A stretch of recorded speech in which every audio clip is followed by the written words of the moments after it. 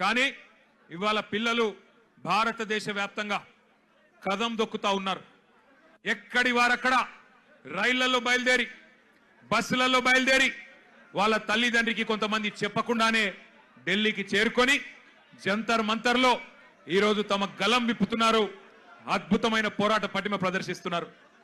అవన్నీ చూసిన తర్వాత ఒక ఇద్దరు టీనేజ్ పిల్లల తండ్రిగా, ఒక తండ్రిగా, ఇద్దరు పిల్లల తండ్రిగా, అట్లాగే ఈ భారతదేశ పౌరుడిగా వారి మీద జరుగుతున్న దాడులు, వారి మీద ప్రభుత్వం వ్యవహరిస్తున్న తీరు చూసిన తర్వాత మనసు ఊరుకోక ఉండబట్టలేక నిన్న పొద్దున వరంగల్ పోయేటప్పుడు ఒక నిర్ణయం తీసుకున్నాం.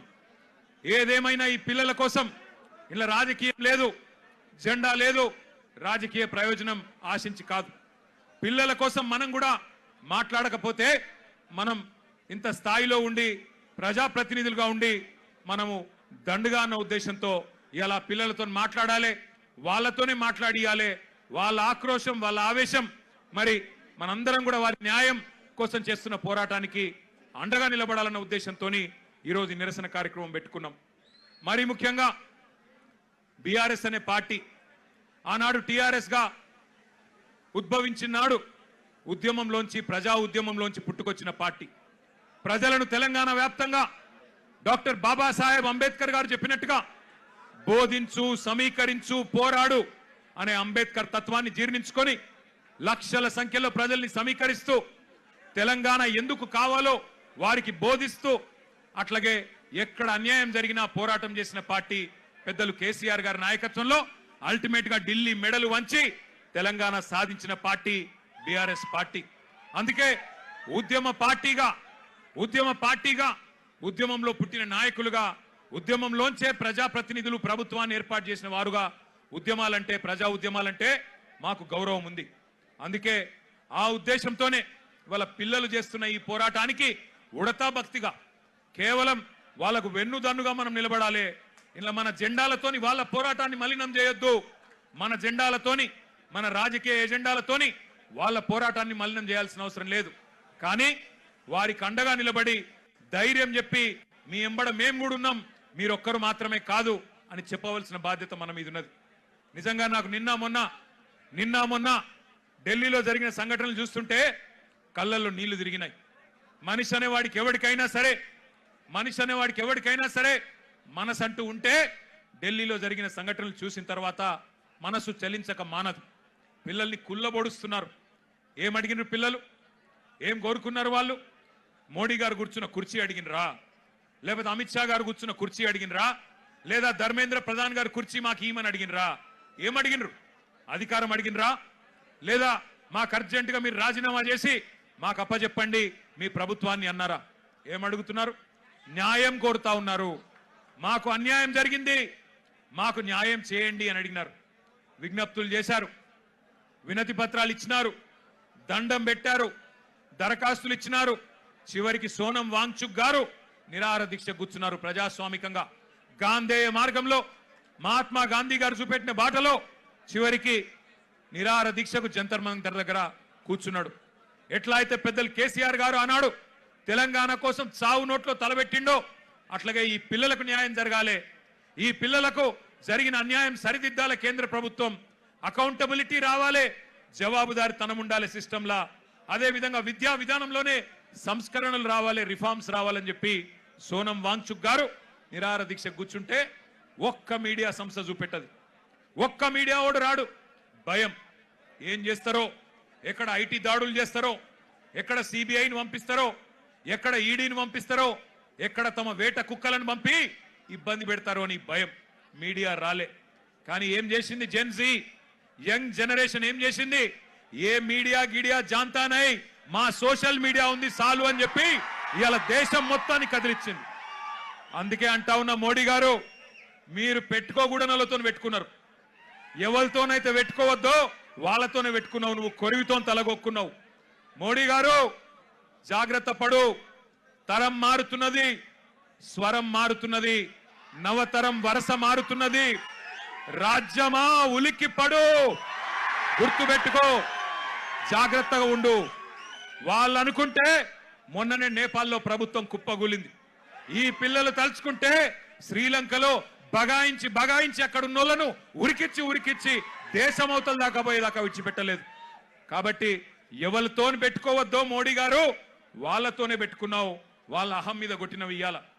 ఏమడుగుతున్నారయ్యా వాళ్ళు మాట్లాడితే ఒకడు టెర్రరిస్టులు వీళ్ళు అంటాడు, ఒకడేమో ఖలిస్తాన్ వాళ్ళు అంటాడు, ఒకడేమో అర్బన్ నక్సలైట్లు అంటాడు, ఒకడేమో దేశద్రోహులు అంటాడు, ఒకడేమో పాకిస్తాన్కి వెళ్ళి ఫండింగ్ వస్తుంది అంటాడు. పనికి మాలిన మాటలు మాట్లాడతారు. ఇవాళ పిల్లలు చెప్తుంటే ఆ కథలు, ఢిల్లీలో వాళ్ళు మాట్లాడుతున్న మాటలు వింటే నిజంగా మనిషి అనే వాడెవడైనా ఉంటే కేంద్ర ప్రభుత్వంలో ఈ పాటికే పోవాలా, కూర్చోవాలా, మాట్లాడాలా. వాళ్ళ దగ్గర ఏమి డిమాండ్స్ ఉన్నాయో పిలిచి మాట్లాడి బుదిరెక్కిచ్చి అట్లా కాదమ్మా ఇట్లా అని చెప్పి సంజాయించి ఎట్లా బాగు చేస్తాం దేశాన్ని చెప్పాలా. కానీ కేంద్ర ప్రభుత్వంలో ఉన్న వాళ్లకు ఇవాళ ఆ పరిస్థితి లేదు. మోడీ గారు ఒక్కటి గుర్తుపెట్టుకోండి, ఇదే తెలంగాణ గడ్డ మీద 50 ఏళ్ల కిందట ఒక యువకుడు ఒక మాట అన్నాడు. ఆనాటి తరం యువకుడు, ఆనాటి యంగ్ జనరేషన్ కి సంబంధించిన నాయకుడు ఒక మాట అన్నాడు, జీనా హై తో మర్నా సీఖో, కదం కదం పే జీనా హై తో కదం కదం పే జీనా హై తో మర్నా సీఖో, కదం కదం పే లడ్నా సీఖో అన్నాడు. అందుకే మోడీ గారు గుర్తు చేస్తా ఉన్నా మీకు, ఈ జనరేషన్ సావుకు భయపడే జనరేషన్ కాదు. ఈ జనరేషన్ నీ ఉడత ఊపులకి, నీ ఐటీకి, ఈడీకి, సిబిఐకి భయపడే జనరేషన్ కాదు. వాళ్ళు ఇలా కోపం మీద ఉన్నారు. నేను మొన్న చెప్పినా మళ్ళా చెప్తున్నా, కోపం మీద ఉన్నారు. పొట్టు ఆకలి మీద ఉన్నారు. వాళ్ళు మెట్టు ఎక్కుతారు, నిన్ను నీ ప్రభుత్వాన్ని తొక్కుతారు. యాదికి పెట్టుకో, ఈడ్చిపెట్టరు. ఎందుకంటే ఇవాళ వాళ్ళు ఏ రాజకీయ నాయకుడు అండతో చెలరేగుతలేరు. వాళ్ళకి ఏ నాయకుడు లేడు. ఇవాళ వాళ్ళు ఢిల్లీలో 1000 మంది, ముంబైలో 1000 మంది, హైదరాబాద్ లో 1000 మంది, నాసిక్ లో 1000 మంది, పూనాలో 1000 మంది బయటికి వచ్చినారంటే కేవలం ఒక పరీక్షా పత్రం లీక్ అవ్వడం వల్ల కాదు. ఈ దేశంలో ఉన్న పరిస్థితి, ఈ దేశంలో మీరు చేస్తున్న మోసం వాళ్ళకు అర్థమైంది. 12 ఏళ్లుగా ఇంతకుముందు మాట్లాడిన పిల్లల మాటలు మీరు విన్నారు. 12 ఏళ్లుగా మతం పేరు మీద చిచ్చు పెట్టి ఇవాళ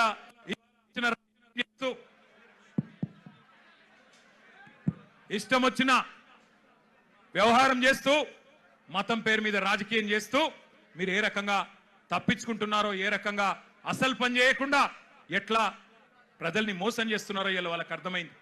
మీరే కదా చెప్తిరి సంవత్సరానికి 2 కోట్ల ఉద్యోగాలు ఇస్తా అని చెప్తివి. 12 ఏళ్ళ మరి ఇప్పటికి 24 కోట్ల ఉద్యోగాలు రావాలి. వచ్చినాయా 24 కోట్ల ఉద్యోగాలు? అందుకే రోడ్డు మీదకి వచ్చిన ఒక ప్రశ్నాపత్రం లీక్ అయి మాత్రమే కాదు, ఒక నిరాశ, ఒక నిస్పృహ. ఇంతకుముందు అమ్మాయి ఎంత బాగా అన్నది, మేము మేక్ ఇన్ ఇండియా అడిగినాం, నువ్వు లీక్ ఇన్ ఇండియా ఇచ్చినావు. మేక్ ఇన్ ఇండియా ఎక్కడో పోయింది, లీక్ ఇన్ ఇండియా వచ్చింది, గిదా నువ్వు చెప్పింది అని చెప్పి ఆ అమ్మాయి ఎంత చక్కగా మాట్లాడింది మీరు విన్నారు. అట్లాగే ఇవాళ అడుగుతున్నారు జవాబుదారితనం. ఏమంటున్నారు? అయ్యా మీరు మంత్రులు అయినరు, ఎంపీలు అయినరు, మీరు పెద్ద ప్రధానమంత్రులు అయినరు, కానీ మేము మీ సీట్లు అడుగుతలేము. జవాబుదారీతనం.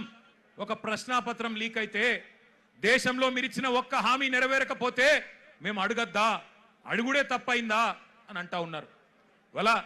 వాళ్ళు న్యాయం అడిగితే మీరేం చేస్తున్నారు? రాజ్యం హింసకు దిగుతున్నది. పోలీసు వాళ్ళు, ఐపీఎస్ ఆఫీసర్లు ఆడపిల్లలను చెంప మీదకెళ్ళి కొడతా ఉన్నారు. పోలీసు వాళ్ళు లాఠీలతోని ఆడపిల్లల్ని కొట్టకూడని చోట కుల్లబొడుస్తా ఉన్నారు. ఇవన్నీ వీడియోలు ఉన్నాయి, నేనేదో ఊరికే చెప్పట్లేదు. అందుకే ఇవాళ హైదరాబాద్ వేదికగా ఆ పిల్లల డిమాండ్లకు మద్దతుగా ఢిల్లీలో జరుగుతున్న, జంతర్ మంతర్లో జరుగుతున్న దమన కాండకు వ్యతిరేకంగా మా నాయకుడు కేసీఆర్ గారి ఆదేశం మేరకు మొత్తం పార్టీ అంతా ఇక్కడికి వచ్చింది. వచ్చి ఆ పిల్లలకు సంఘీభావంగా అండగా, ఇందులో రాజకీయం లేదు. ఎలక్షన్లప్పుడు చూసుకుందాం రాజకీయం, ఆ రోజు ఎవరు ఎక్కడ కూర్చోవాలో ప్రజలు నిర్ణయిస్తారు. కానీ ఇవాళ మేము అడుగుతున్నది ఒకటే, ముందుగా ఎడ్యుకేషన్ మినిస్టర్ ధర్మేంద్ర ప్రధాన్ రాజీనామా చేయించండి. చేయించాలనే వాళ్ళు గట్టిగా చప్పట్లు కొట్టి చెప్పాలా, గట్టిగా చప్పట్లు కొట్టాలా. రెండవది, ఆ పిల్లల మీద పెట్టిన కేసులు చాలా మంది పిల్లల్ని దేశవ్యాప్తంగా కేసులు పెట్టినారు. బేషరతుగా పిల్లలకు క్షమాపణ చెప్పి కేసులు వెంటనే ఎత్తేయాలని చెప్పి గట్టిగా చప్పట్లతో మరి కేంద్ర ప్రభుత్వాన్ని డిమాండ్ చేద్దాం. ఇంకొద్ది గట్టి కొట్టాల చప్పట్లు. పిల్లల మీద పెట్టిన కేసులు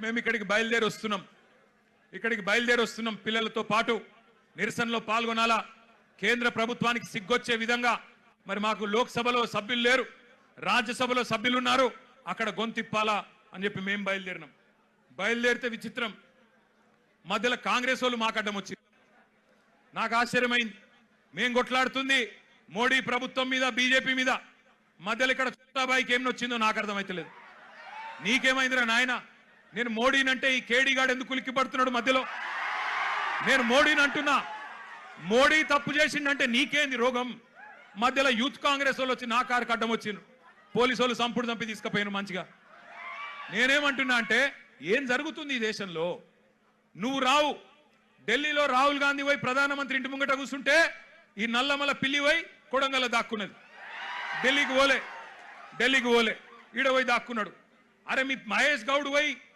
రాజ్భవన్ ముంగట ధర్నా చేసిండు కనీసం ఆయన కొద్దిగానే రేషం ఉన్నది నువ్వే ఆడున్నావు కొడంగల్లో దాక్కున్నాడు పోయి కొడంగల్లో మళ్ళా గట్టిగా ఇంకా విచిత్రం చెప్తా మీకు కొడంగల్లో పోయి ధర్నా చేసినట్టు చేసిండు రాహుల్ గాంధీని అరెస్ట్ చేసిర్రు వెంటనే ఇడిచిపెట్టాలి మావోనికి దెబ్బ తాకింది గింతంత గీర్కపోయింది అయ్యో చాలా అన్యాయం జరిగింది అని బాధపడుతున్నాడు నేను అడుగుతున్నా రేవంత్ రెడ్డి ఏమన్నా కొద్దిగా సోయుందా నీకు కూడా ఒక బిడ్డ ఉంది నీకు కూడా మన్మడున్నాడు నీ బిడ్డను ఇవాళ అక్కడ పిల్లల్ని కొట్టినట్టు కొడితే ఊకుంటావా ఒక తండ్రిగా కనీసం రేషం లేదా పిల్లలను గొడ్డులను కొట్టినట్టు కొడుతుంటే కనీసం స్పందన లేదు నీకు ఢిల్లీ దాకా పోయి మరి మీ నాయకుడితో కూర్చునే ధైర్యం కూడా లేదు నీకు ఇంకా మీదికెళ్ళి మోడీ గారిని ధర్మేంద్ర ప్రధాన్ గారిని ఇవాళ ప్రధానంగా యువత డిమాండ్ చేస్తున్నది జవాబు చెప్పండి అని చెప్పి మోడీ గారిని ధర్మేంద్ర ప్రధాన్ గారిని అడుగుతుంటే మన చోటాబాయ్ ఈయనేం అడుగుతుండేరికేనా కేసీఆర్ కేటీఆర్ తప్పటిదంతా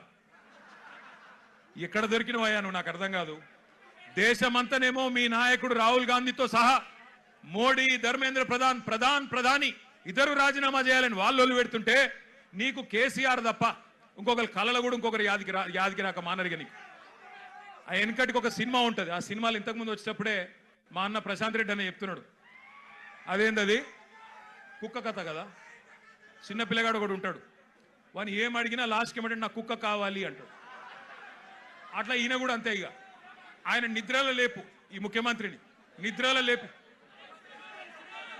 అదో సినిమా పేరట చిత్రం అట అది చిత్రం వీడు విచిత్రం అంటే నిద్రల లేపి అడిగితే కూడా కేసీఆర్ అరే నువ్వు ముఖ్యమంత్రి వీరా నాయన కొన్ని ముఖ్యమైన పనులు చేయి సిగ్గులేని మాటలు మాట్లాడుతున్నాడు అదేదో పేపర్ లీక్కు నాకు సంబంధం అంట మోకాల్కు బోడిగుండికి ముడిపెట్టుడంటే ఇదే నేను చెప్పిన అయ్యా రేవంత్ రెడ్డి నీకేమన్నా సిగ్గు శరం ఉంటే నువ్వు చెప్పినాం లేదా లేనోనికి ఏం చెప్తామంటారా అంటే బాధ ఎక్కడ అనిపిస్తుందంటే నేను నిన్న లీగల్ నోటీస్ పంపించిన ఒరే నువ్వేదో మాట్లాడినావు నిజంగా నీ దగ్గర ఏమన్నా రుజువు ఉంటే చూపెట్టరా అయ్యా చూపెడితే నిజంగా రుజువు చేస్తే ఇదే ఇందిరా పార్క్ కాడ ఇగో ఇదే పిల్లల మధ్యన అవసరమైతే నన్ను ఉరిది కానీ ఇష్టం వచ్చినట్టు మాట్లాడి పిల్లల మనసులు మలినం చేయకు లేనిపోని బదనాములు పెట్టి రాజకీయంగా సలిమంటలు కాచుకునే ప్రయత్నం చేయకు నీకు చేత కాదు దమ్ము లేదు ఢిల్లీకి పోయి మోడీని ఎదిరించే దమ్ము నీకు లేదు ఎందుకు నీకు భయం నీ పాత కేసులు బ్యాగుల పైసలతో దొరికిన కేసులు బయటికి గుంజుతారు లోపలికి నూకుతారని భయం మరి కొట్లాడటం కొట్లాడిని మాకు దమ్ముంది తెలంగాణ తెచ్చినోళ్ళం ఢిల్లీ మెడలు వంచినోళ్ళం మాకు దమ్ముంది అవసరమైతే ఢిల్లీకి పోయి గల్లా బట్టి అడిగే దమ్ము మాకుంది నీకు లేదు మరి కొట్లాడేటోళ్ళ కాళ్ళ కట్టెబెట్టి లేనిపోని మాటలు మాట్లాడి పిల్లల నెత్తులు ఖరాబ్ చేస్తున్నావు నేను ఒకటే అంటా ఉన్నా చాలా మంది తమ్ముళ్ళు అడిగినారు నన్ను అన్నా మీరు ఢిల్లీకి పోవచ్చు కదా జంతర్ మంతర్ పోవచ్చు కదా ఇక్కడ ఎందుకు అన్నారు నేను వాళ్ళకు ఒకటే చెప్పిన మేము జంతర్ మంతర్కి పోయి మా జెండాలు పట్టుకొని మీ ఎజెండాను హైజాక్ చేసడం కరెక్ట్ కాదు మీరు కరెక్ట్ కొట్లాడుతున్నారు ఏ నాయకుడు ఏ పార్టీ వచ్చి మీకు వాళ్ళ ఎజెండాను మీ మీద రుద్ది రాజకీయ ప్రయోజనం పొందే అవకాశం మీరు ఇవ్వకండి మీరు ఇండిపెండెంట్ గానే కొట్లాడండి మీకు ఎక్కడోళ్ళం అక్కడ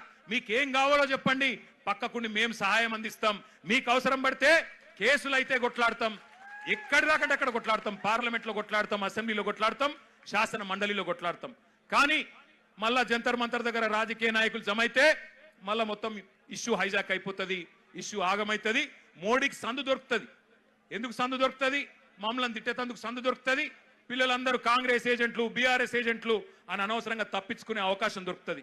అందుకే అందులోకి పోతలేం. మేము ఇక్కడే హైదరాబాద్ నుండే మరి మోడీ గారిని ఇక్కడుండే బీజేపీ నాయకులను కూడా ప్రశ్నించాల్సిన అవసరం ఉన్నది. ఇప్పుడే ఒక అమ్మాయి పేరు మర్చిపోయాను నేను, ఎంత గొప్ప మాట మాట్లాడింది. ఐశ్వర్యనా ఏమన్నది అమ్మాయి?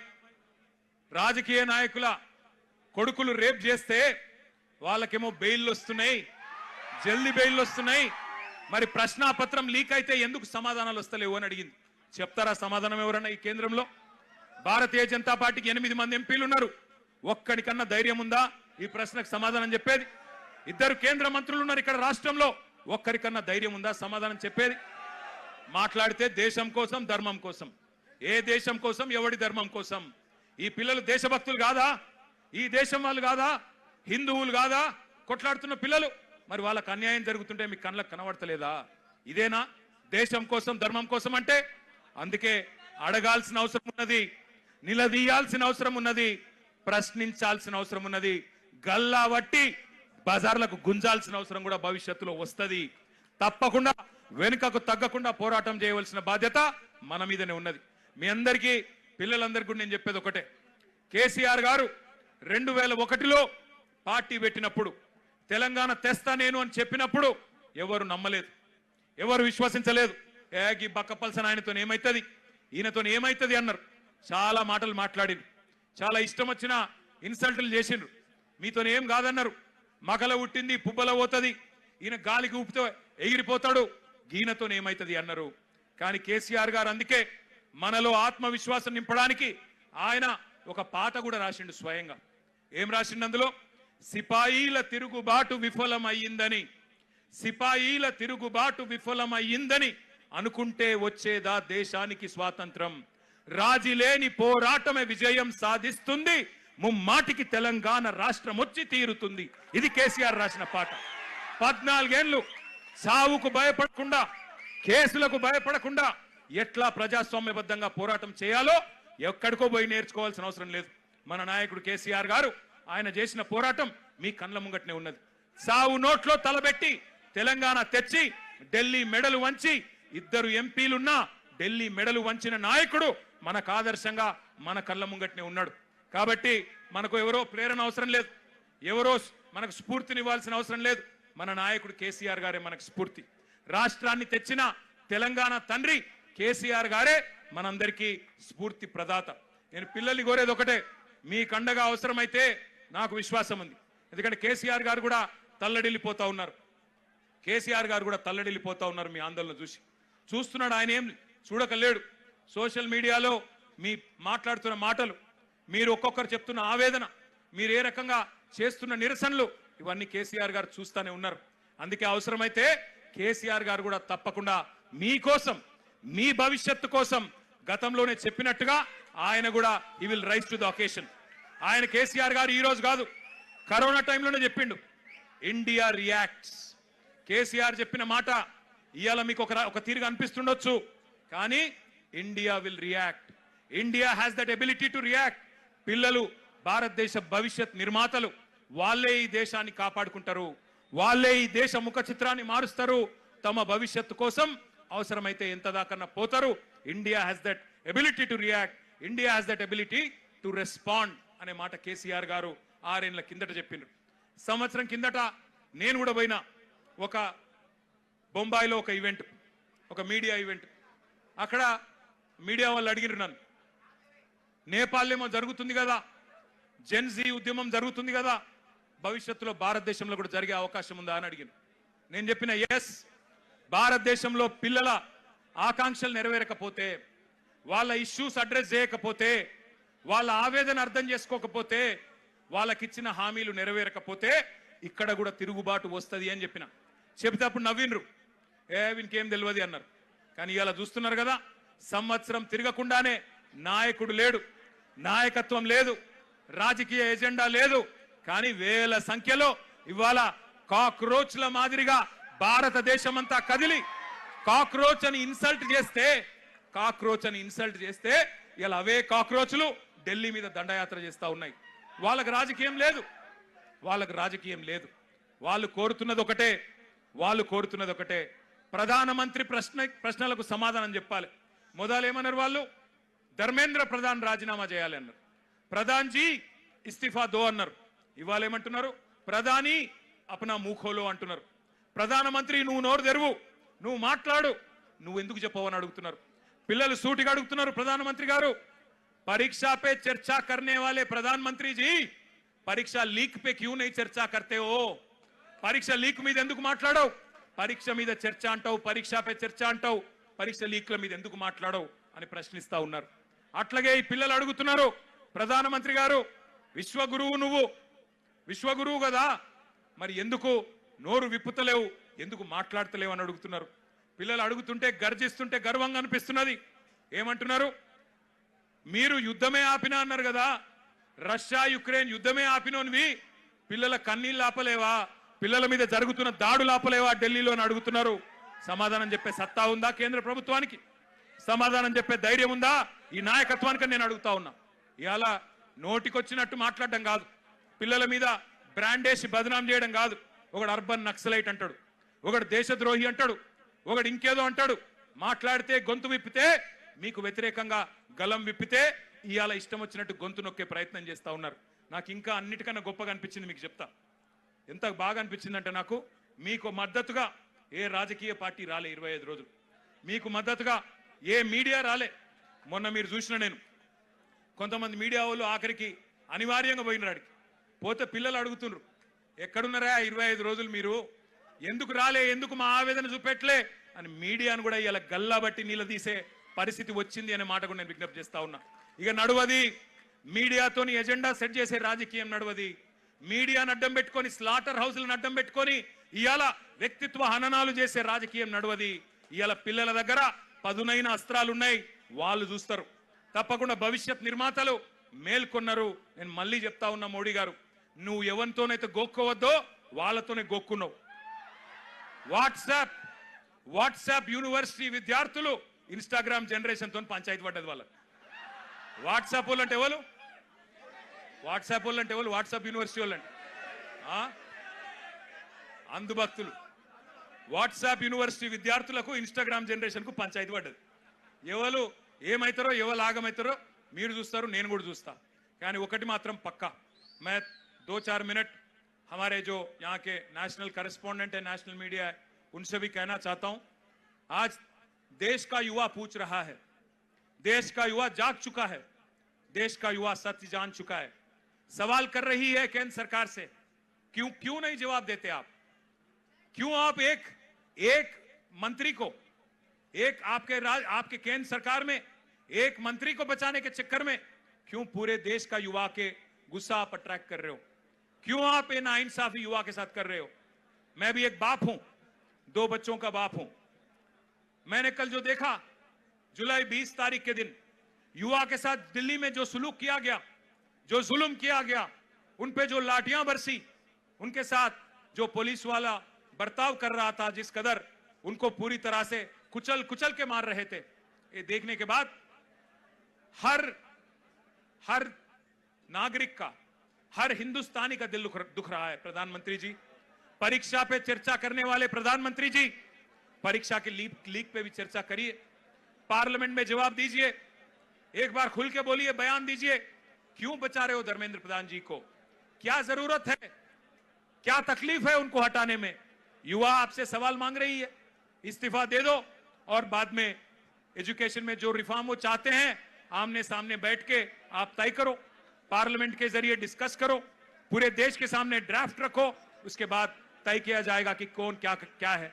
इसके अलावा मैं एक और डिमांड भी हमारे बीआरएस पार्टी की तरफ से मैं करना चाहता हूं. आज तेलंगाना का युवा जो है हैदराबाद में हजारों के तादाद में यहां पे इंदिरा पार्क के पास आ गया और यहां से युवा भी डिमांड कर रहा है, जो हमारे भाई और बहन, जो हमारे नौजवान बच्चे, हमारे युवा जो जंतर मंतर के पास आज हड़ताल पे बैठे हैं, उनको सॉलिडारिटी एक्सप्रेस करते हुए उनके साथ कांधा से कांधा मिला के यहां का युवा भी आपसे पूछ रहा है सवाल, आप क्यों बचा रहे हो धर्मेंद्र प्रधान को? आप ही की गलती है, आप ही की गवर्नमेंट की गलती है, उनको तुरंत हटाओ. साथ ही साथ जो केस लगाए गए और जो जुल्म किया गया पुलिस वालों की तरफ से, उन सबको शिक्षा मिलना चाहिए. उन सबको कड़ी से कड़ी उनको सेक्शन लगा के उनको भी अंदर भेजना चाहिए।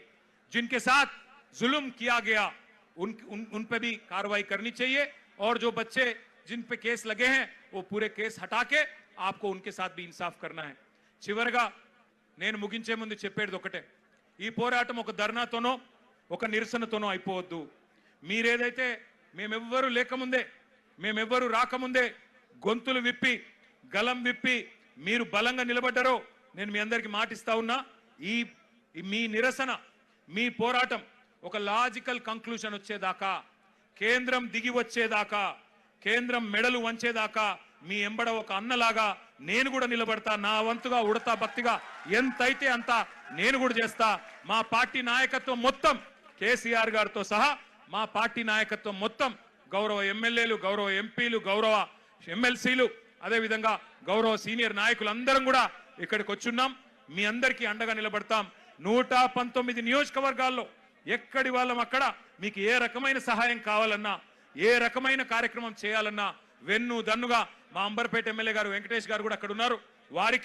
వారితో పాటు తరలి వచ్చిన మా ఉప్పల్ ఎమ్మెల్యే లక్ష్మారెడ్డి గారు కూడా ఎక్కడెక్కడ ఉన్నారు.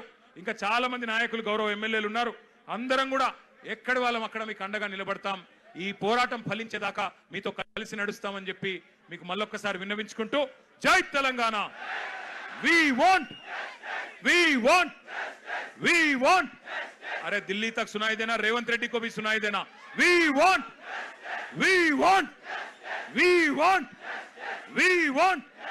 एजुकेशन मिनिस्टर रिजाइन करो, एजुकेशन मिनिस्टर